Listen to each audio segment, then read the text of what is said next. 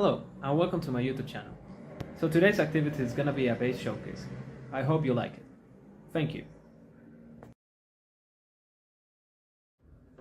Bajo acústico. This is the acoustic bass. 50 and 50. Okay?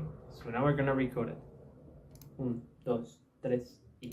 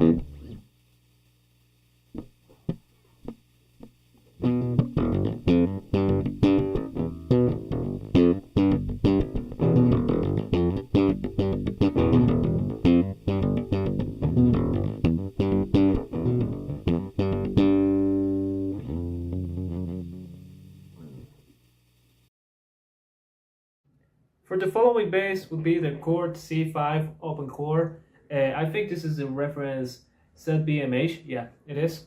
Made in Indonesia. It's a pretty goddamn good bass. So let me tell you something before I begin the review. Well, as you might know if you got this bass or any chord basses from this category, C5, C4, B4, C5, and B5. Yeah, I just got confused with the letters a little bit. But yeah, the thing is that this this knob controls the volume of both pickups. So I can mute this pickup to make it sound only this neck pickup. But if I leave this and I down up over here on this knob, then we cannot hear the real sound of this pickup.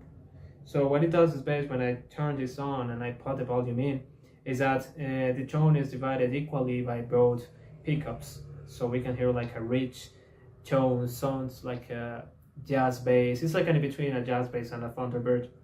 I really like it. All the feature of this bass is like, this bass is active. As you can see over here, there is this little product that I can just switch and it gets the bass active. It uses a 9-volt battery. And it also has like the controllers for the kind of tone that I want. If I want more bass, it's over here. If I want it like, I don't know, with mid, it's over here. And if I want more treble or balancing both, I can use both of these controls and not controlling it directly from the amplifier. So for this, I'm gonna do just an example for all of the songs that I've been playing. Some of you might know. Here we go, let's record it. Without the active, of course.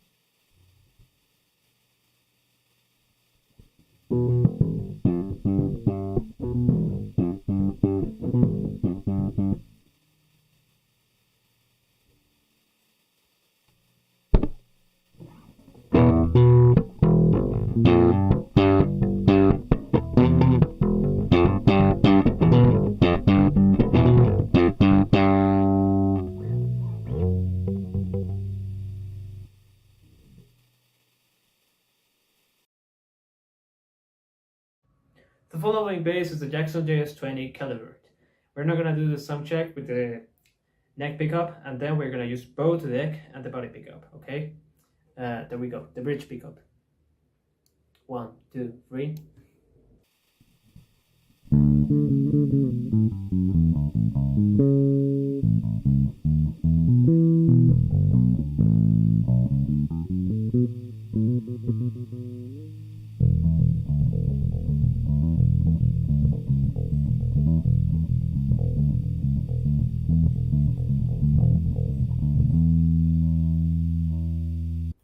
Now we're gonna use both pickups for playing on. Okay, here we go. Full bright, yeah, okay.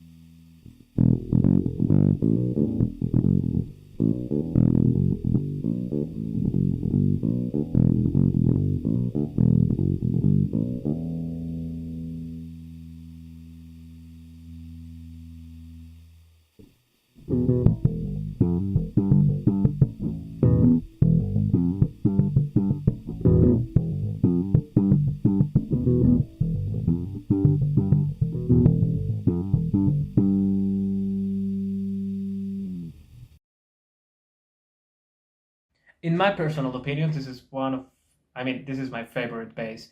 I have played a lot of basses, not only the ones that I got here in my house. I have the opportunity to play a real original made in Mexico Fender Jazz bass, and it's amazing.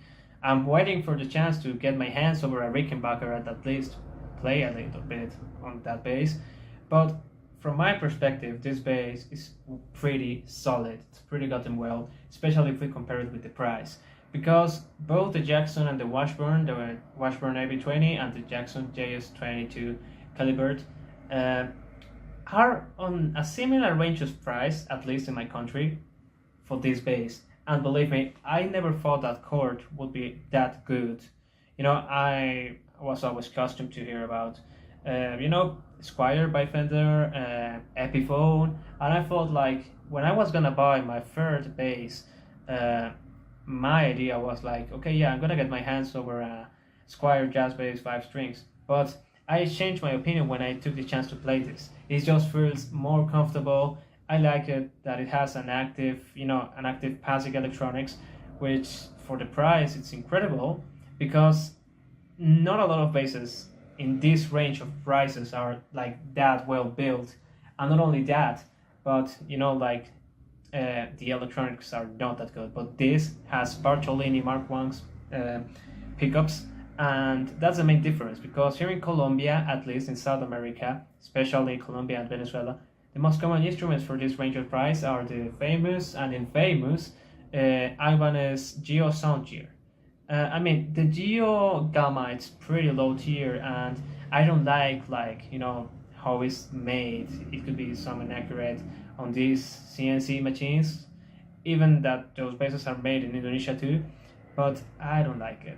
And if you want to get your hands over a real Ibanez, it will be like the Ibanez Soundgear or Ibanez BTD, or like those upper top gammas, which here in Colombia are sadly expensive. If you go to Japan, you will find Soundgear for a good price from less than $1,000, but here in Colombia, especially like all the music stores that sell Ibanez are kinda a little bit scammy, and they will sell you Ibanez, I don't know, Soundgear Soundgear reference. I don't know the Ibanez reference, but yeah, try to imagine this: the same Ibanez bass, but Soundgear 5 strings with active.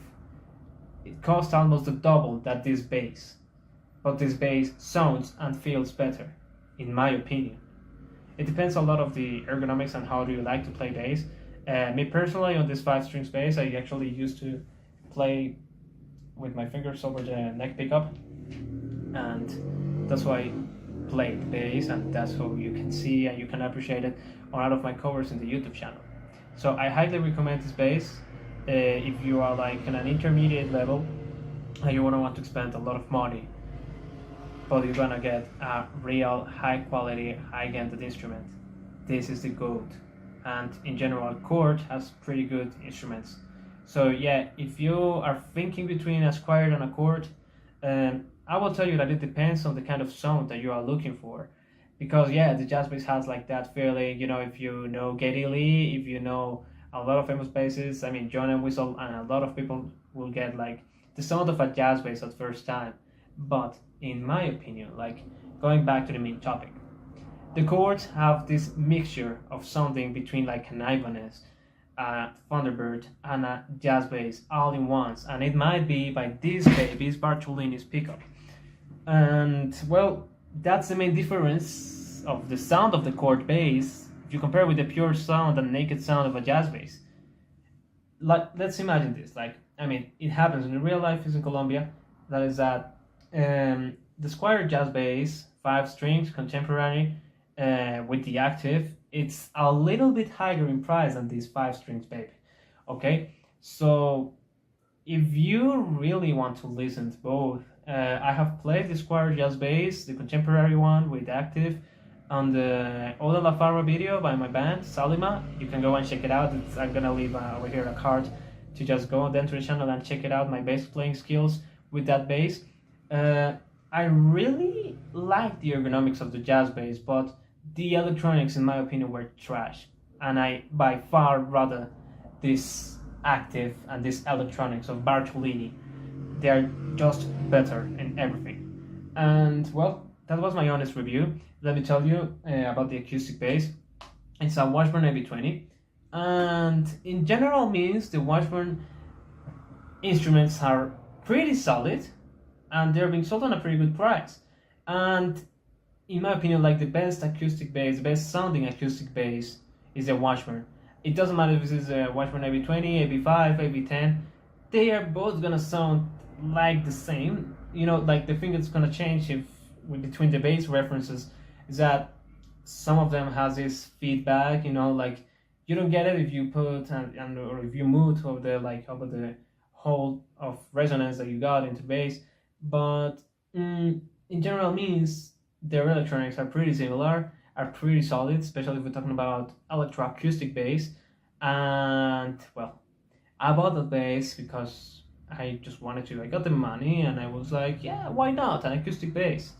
I do not regret for buying an acoustic bass, but let me tell you, having an acoustic bass, it's a little bit more expensive than having a bass, especially because of the strings. If you want to look for special Dia Dario, I don't know, nickel covered tables or La Bella golden woods, yeah, that's gonna be super expensive to buy, at least in my country.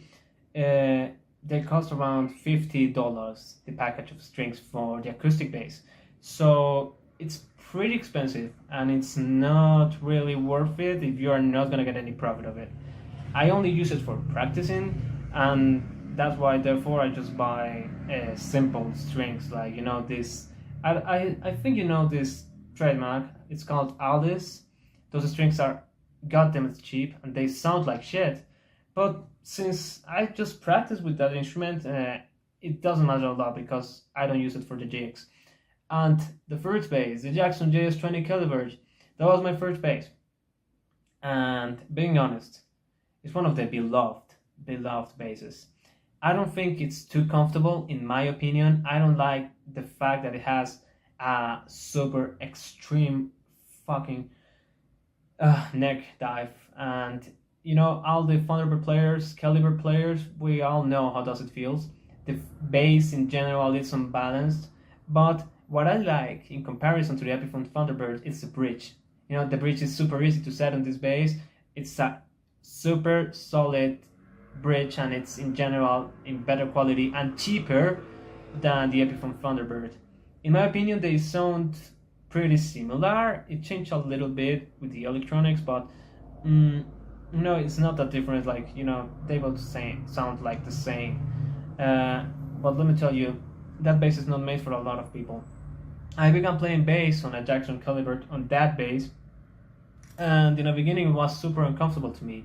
So uncomfortable that my teacher gotta give him his Geo Sounder GSR 200 bass from Ibanez, which I tell you, I don't like Ibanez a lot. It's my personal opinion. It's like only myself.